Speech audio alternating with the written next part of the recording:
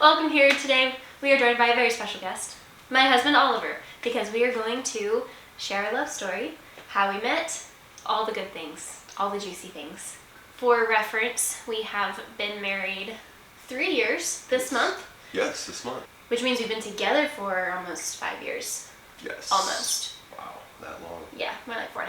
We just wanted to share our love story. So we'll start with how we met, what that looked like. So it's kind of a little bit of a long backstory that I will sum up. Hurricane Harvey hit in 2017. I believe it hit in August. And that same month, the church that I was attending at the time, my parents also were attending that church. They kind of worked together with several other churches in the area to form an organization to help with disaster relief. That was something that my mom kind of headed up, and so to help out, I was on hospitality team, and I would welcome different groups in, because what this started out as was like going and giving families different things that they would need in order to rebuild their homes. But then other churches around the nation heard about it, and they started sending groups to come from out of state to help clean out homes. And then eventually, as the stages progressed, homes were being completely rebuilt, refinished, and families were moving back in. So it was really cool. You came down in November. I was told that a group from Iowa was going to be coming to help out for about 6 days, I think it was. And typically when groups come in, I was expecting like 50s, 60s, sometimes 70, kind of in that range, but he definitely was one of the youngest ones to come in. So that happened in November. If you want to share kind of what led up for you to come down in the first place. With the church that I was attending at the time in Iowa, there was also a small group of people that were interested in the same thing and decided to, hey, let's get together and let's see if we can go down and find a group to work with to help. We ended up going down beginning part of November. Took a 18-hour drive, split it up in 2 days. It was about 10 of us that came along, I believe. There was me, another guy who was in high school at the time, and then the rest of them were all old enough to be my parents or grandparents. So that weekend for me, leading up to their arrival on Saturday night, I knew this group was coming in from Iowa, which, first of all, where's Iowa? I had no clue. I knew it was up there somewhere. But I kind of ran myself ragged that weekend, and I was actually driving in from nearby where we live now. I had been in New Braunfels that week trying to buy a Jeep, and ended up not going back to pick it up because I wanted to spend the week with this guy. So chose him over a Jeep. That Saturday was so busy. I was not dressed to impress. I show up that night, and it's like I'm running around like crazy trying to get stuff ready to go before the group comes. I come down to greet the team, sweaty. My hair's greasy. It's just not a pretty sight. Not a stitch of makeup. And I see this group standing there. And there's the younger guy in high school, and I can tell he's younger than me. And then there's all these 50s, 60s, I would say. And then there's him. And immediately, as I'm coming down the stairs, I look at his left hand to see if he's married. And he wasn't. So I was like, there's a chance. I went to the bathroom, put my hair up in the best ponytail that I could muster. I greeted the group, and I've never been so nervous to greet a group and show them around, but we did it, and I couldn't take my eyes off of him, and the entire group noticed. I think you were the only one that did. I was the only one who did not. Yeah. I felt, in some similar ways, I was not dressed to impress. I was just wearing whatever clothes I had worn probably the day before on the drive. Probably. So that's how we met, like the first time, was Saturday night. But we really didn't talk until Sunday night. Y'all had a dinner for all the volunteers there. And it was like a pre-Thanksgiving dinner because it was you were there in November, so yeah, it was like a Thanksgiving themed meal. It was about 2 weeks before Thanksgiving. Yeah. And that's really where Matt started Yeah. talking. One of the things, or some of the things that really attracted me to her was, first of all, she's cute. Obviously. I tried on Sunday. She did. She looked very cute. I looked good on Sunday. She looked I'm not amazing gonna lie. on Sunday. Thank you. And also just her spunk, I guess, for lack of a better term. Just her personality was just a fun personality. And also her maturity, because I didn't know at the time that there was the age gap between us that there is. But just talking to her, I could tell that she was not just some fresh out of high school or even college age kid.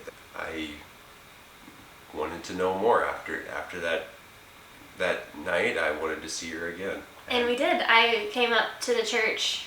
Well, it was at the community center, actually. So I was at the community center. Every evening after work, I would leave work and I would come straight to the community center in my scrubs. Sunday night, I think he wasn't aware of the age gap. I was, because I was a little tricky. I had turned 20 not long before we met, and I had asked him how old he was. He said he was 26, and then he asked how old I was, and I said, oh, I'm in my 20s too. So he didn't know. And Thursday evening was the last evening that I was going to see him, and there was a little concert in town, so I asked him if he wanted to go, and he said yes, and we went. But I'm driving him around in my little 2003 PT Cruiser. Sweet car. It was a sweet ride. It had a drawer under the passenger seat and everything. That's cool. That is convenient. You could put 6 CDs in it too. It was pretty neat.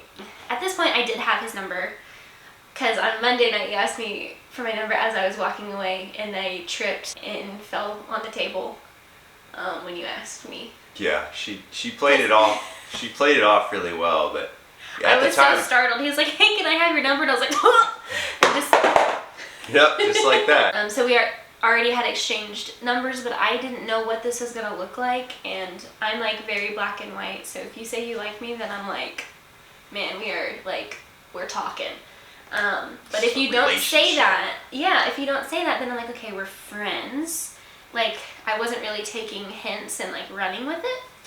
So we were saying goodbye, and what did you tell me? I told her, let's keep in touch. Let's keep in touch. And so, in my mind, I thought, well, I want to keep talking to her. I didn't want to get my hopes up. I knew reality was there was, 900 miles of distance between us. So that first is a huge challenge. Mm-hmm. The second thing was I really didn't know her outside of that week. With previous relationships I had, I would build things up bigger in my mind and hope things would go beyond what they really were and never just look at it at face value. And then I would always be disappointed every time they would fall flat. With Maggie, I wanted to keep my guard up, but was very, very hopeful that this would develop. I just knew I wanted to see her again, and I wanted to keep talking to her. So I think the long distance idea kind of scared both of us a little bit, I would say. It did. It did for me. It definitely scared me. All we had was our phones, and we would text and call and FaceTime a lot. Well, and what really impressed me is, in the relationships I've been in the past, it was always this like game almost, where there wasn't a whole lot of intentionality, and just kind of leave you guessing.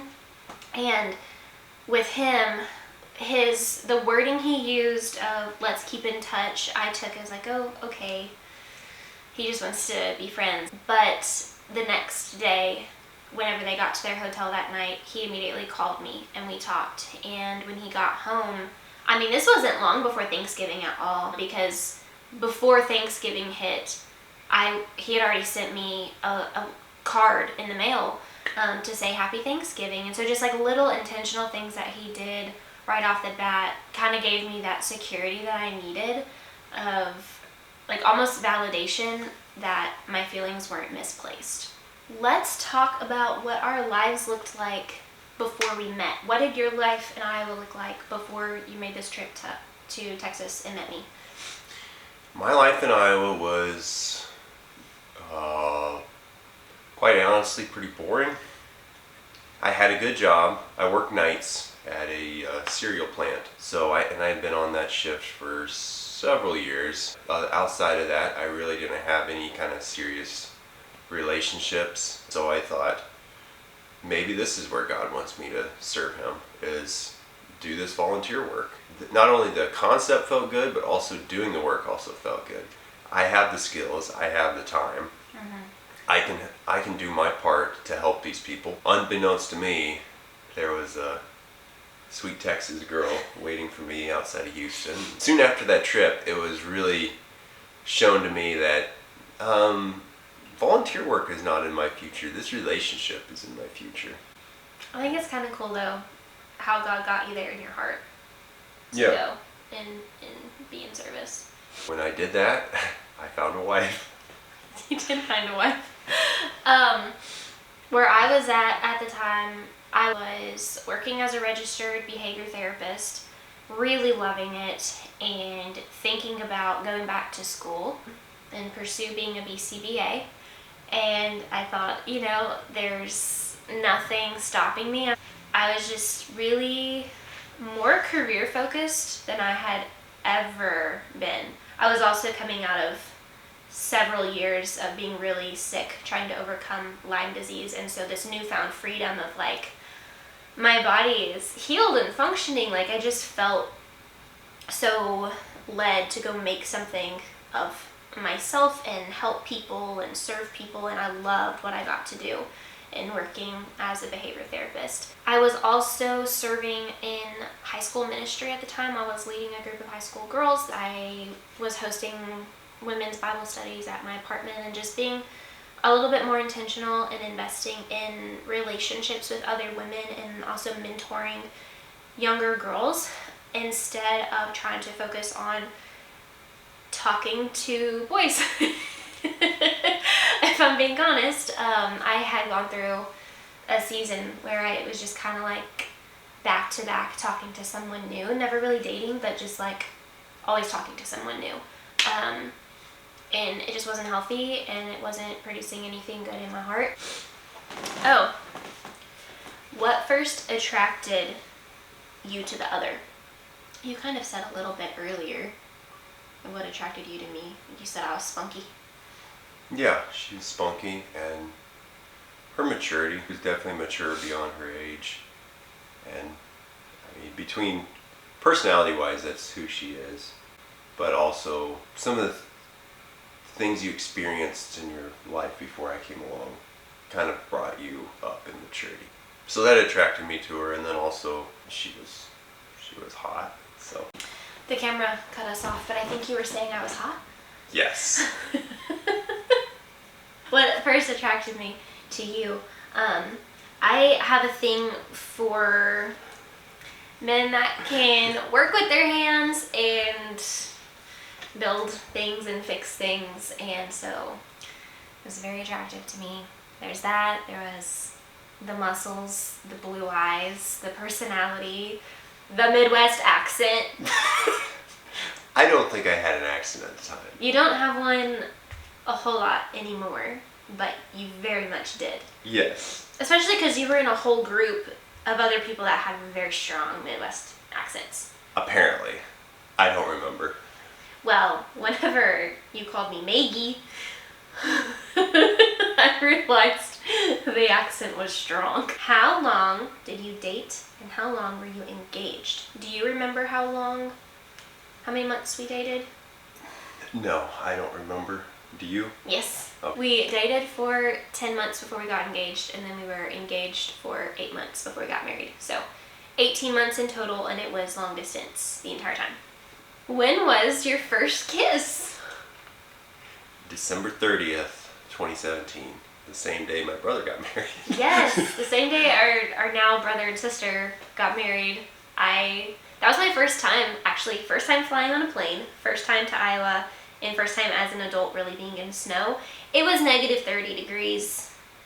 And the coldest day of the year. It was insane. And I flew in the night before. We went to breakfast that morning before you had, was rehearsal that morning? We had rehearsal, Rehearsal and pictures that morning. And I didn't know anyone other than him. They're very sweet to let me come to the wedding because I didn't know them. So, but I'm glad I was there. Yes. And yeah, so before you went to pictures, you kissed me. I did. So their wedding anniversary is our kiss anniversary. When did you say I love you? I came down beginning of February 2018. The New Year's trip, we had established that we're boyfriend girlfriend. We are a real relationship. Put a label on it. I feel like it really got serious in the way that we had really deep feelings for each other, that we really loved each other. We had been saying, oh, I really like you. And Well, and so we were sitting outside. Were we in the hot tub? yes. We were in the hot tub. And With swimsuits on. I think Christians. that's a given. I was staying with her family. So whenever I would visit him or he would visit me, we would stay with family members. But we were having our conversations in the hot tub and it got really serious. He was telling me that his job in Iowa was really important. He owned a home in Iowa and he asked me, would you be willing to leave Texas and move to Iowa? And I told him with the commitment of marriage, I would. Not before then, but absolutely I would. And it was just something I had been thinking about a lot. Like, I never had expectations of you moving to Texas. In that conversation, things got really serious, and then the conversation got lighter, and you just kind of threw out, you're like, I love you. I had been wanting him to say it so badly, but it was one of those moments where it happened, and it took me so off guard, and I was just like, I need to hear it again. So I was like, say that again. So he said it again. I said I love you too. So that happened in February. It's kind of fun because looking back to our dating relationship, I know when things happened by the month, because it was like, oh no, we saw each other in February. That's when that happened. In all reality, we were together 18 months, but we saw each other 13 times. Yes. So we didn't see each other every month. How did you handle long distance? It was hard. It was very hard. Really, really, really hard. We survived with FaceTime, phone calls, texting, and really every 6 weeks we saw each other, and we just made the most of our time. Like I said, we stayed with family members, and so that time was always shared with other people, but we still were sure to get our time to go to the park or go on an actual date. The majority of our dating relationship wasn't dating at all. Like, we didn't go on dates. We talked. We did. We talked and we just spent time with each other and each other's family. Yeah. The distance was very difficult to deal with, but it made the visits really, really sweet. It did. And those reunions, like, I remember driving to the airport to drop you, or not to drop you off, those were sad. Those were very sad. sad. Driving to the airport to pick him up was just the most exciting, like, just joyous feeling that I've ever felt. Oh, me too. It was a feeling like no other, honestly. Hi, Harvey. When did you know you were right for each other? I know that I knew before you did. Yes. Because before he came down in that February trip where he said, I love you, I knew my heart was becoming so attached, and I prayed a lot, like, Lord, please. Harvey, would you like to get on the bed? Come on up, bud. Come on. Come on. There you go. I just was praying a lot, like, Lord, if this is a relationship that you have for me, like, if this is my future husband, then let it be known to me, and if it's not, then please let this trip go horribly wrong. Like, make it so clear to me, because my heart is so attached. I want to marry this man now. And the trip went beautifully. I was just kind of holding my breath the whole trip, and I think that's why when you said I love you, that it hit me the way that it did, because I had been praying that if you were not supposed to be my husband, that the trip would just go to shambles and it would be horrible, and that I would just get the heartbreak over with. But instead of that happening, the Lord just kept reassuring and reaffirming, oh my gosh, my heart in the direction of pursuing Oliver and allowing him to pursue me. Taking him out. Come here, Harv. When I knew that I wanted to marry her would have been what, our third trip that we saw each other would have been March. So it was the very next trip. Yes, very next trip. And with that particular visit, I think I drove to visit a family member in North Texas, and then you drove up from... I drove up from Houston. It's kind of a dramatic moment when she was driving away, and with tears welling up in my eyes, I told myself I'm gonna marry that woman. From that moment on, I knew that this is where I wanted to go. In the grand scheme of things, yes, we did move pretty quickly, especially being long distance, but at the same time, there was a lot of conversations we had, a lot of time we spent. When we spent time together, it was intentional to see how each person reacted around, your family, my family, all things like that, and just even our one-on-one time, just to see what kind of person we were. We got to be in a lot of different situations together in our long distance relationship. My fear with the long distance relationship was that there would be so many circumstances in life that we wouldn't experience each other in person. We wouldn't have those things together to be able to experience each other's character and personality fully. But I feel like in our 18 months of seeing each other, I feel like we really were blessed with some really great opportunities to get to really experience some significant life together. Yeah, we did. Month 10 was September, and it had been a really hard few weeks, really. I saw you in, what's the month before September? August. I saw him in August, and then he came down in September, but his trip in September was supposed to be super short. It was like a one-night kind of thing, right? Technically it was 2 nights, but I flew in late. Oh, that's what it was. You flew in super late, and then you left super early. I basically left on a Friday evening, flew in late Friday night. Flew in late Friday night. Spent the majority of Saturday with my dad. Yeah. Asking for my hand in marriage. I had no idea, but I was still mad. And then flew back Sunday. Yeah, it was Sunday morning because I had to be back to work. At that time, my work schedule was... You had to go to work that night. I had to go to work Sunday night. So he left really, really early. So in my mind, there was no way he was going to propose on that trip. Because I knew a proposal was coming, but I didn't know when. And so yeah, we got engaged at 10 months. And then our engagement season was a little bit more chaotic, I feel like, because we were trying to figure out, when did my lease end? When can we get married? I picked a wedding date and a venue while you were sleeping. And when he woke up, I was like, we're getting married April 13th. And once all that was set in place, we need to figure out how to get all of my stuff to Iowa. And then also fitting in premarital counseling, which if you're engaged, highly suggest premarital counseling. Please pursue premarital counseling of some sort, because it was the sweetest and hardest thing that we've ever done.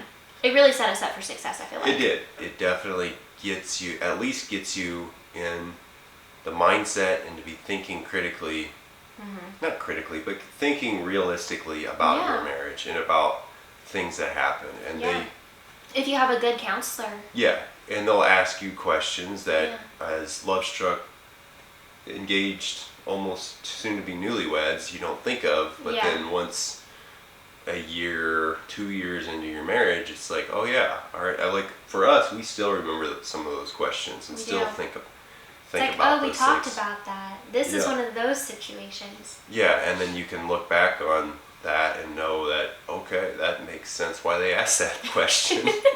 Yeah, I feel like our conversations are still in my mind, and they still impact how we handle arguments and finances and intimacy and all of those things. So it's still impacting our marriage 3 years in. So definitely would encourage you to lay some good, what's the word? Foundation. Would definitely encourage you to lay some good foundation through premarital counseling if marriage is something that you are pursuing with your significant other. When you're in a long distance relationship, you really need to be as intentional as possible. We knew that walking into marriage, we had not had enough time together. We got married in April, so in March, he actually came down and stayed for 2 weeks so we could have that time, that real life feel as if we lived in the same town. And I was at my apartment and he was at a family member's house, or sometimes I would stay there too. It really just depended on the day. But it gave us that taste of what it would be like to kind of be in each other's space for an extended period of time. And I feel like once we said goodbye, we were like, we did it.